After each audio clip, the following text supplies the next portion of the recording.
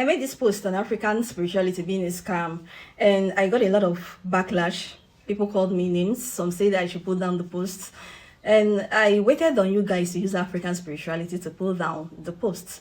I said that it was going to be the last time, and some people say, yeah, it should actually be the last time. You're talking nonsense. You don't know what you're talking about. After reading on a comment, I decided that I will continue doing what I'm doing. Now, let me tell you something. If you actually think that coming under my comment section to tell me to shut up, to call me name, to bully me, to insult me, is going to change a thing about me, then you mistake me for your mother. There is nothing that you call me today that I haven't been called in the past. In fact, in 2017, when I woke up, when I stopped going to church, I wasn't making a video then, but I was posting on my normal Facebook account, Amarachi. And get waiting, they no call me. In fact, some actually made a bet and said that we'll run mad and start roaming the street naked or the market naked within a year. Some even went as far as coming to my DM. Some gave me 4 days to die. Some gave me 7 days. Some gave me months. And some gave me a year. But today I'm still here in 2025. I've learned a lot of lessons in life. I learned lessons from friends, from family, from teachers, from my parents, my grandparents. There's this lesson that I learned from TB Joshua when I was attending Synagogue Church of All Nations.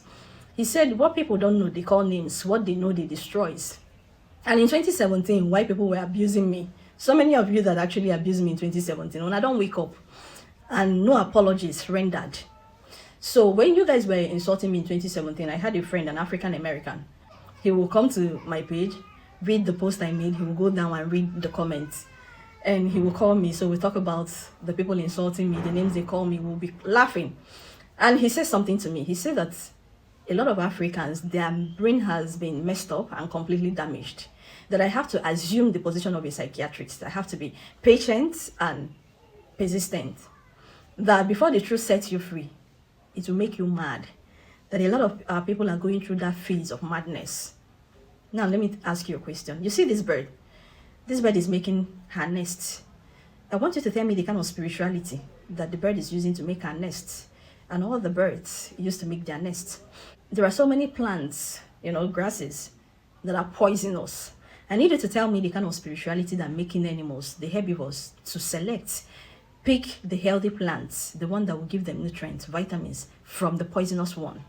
Because the last time I checked, it's called animal instincts. And humans have their own instincts.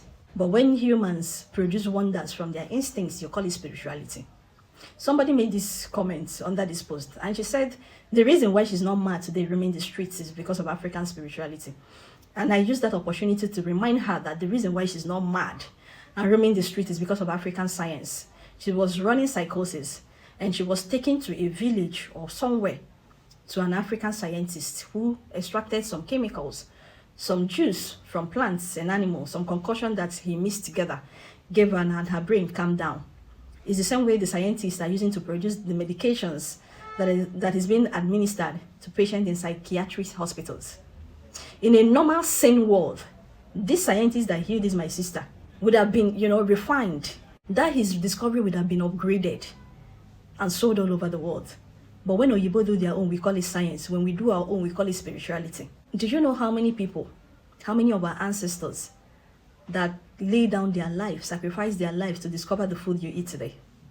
Do you know there are so many experiments they did that actually cost their lives? When you neglect the sacrifices that your ancestors made from their discoveries and their experiments, and credit all the things that you're seeing today to spirituality, is actually an insult to their legacy. Why do you think that scientists, after producing medication, they test it on rats, guinea pigs, monkeys before it's tested on human? Why do you think so? If everything is actually a product of spirituality, why don't they just produce something, bring it to the market and start selling it directly to the people? Do you know that a lot of technologies that you see today, that there were a lot of errors? It took years of research. It took years of hard work for them to perfect it before they sold it to you. Do you know that?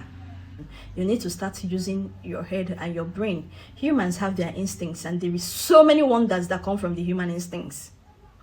It doesn't have anything to do with spirituality. We have talented people. Why do you think that in advanced country, they groom scientists from childhood? Why do you think so? That the educational system is in a way that if you bring your child to school, your child will start with, painting, Anything the child see, he will start painting. They will be monitoring the child to know the line that this child will go to. Why do you think they pump a lot of money in training their people, in making research? Why do you think so? If everything is as a result of spirituality. I ask you a question. What you that is attacking me and talking about spirituality, what have you done with this spirituality? What is it that you have done? The world have done so much with common sense, with research, existence.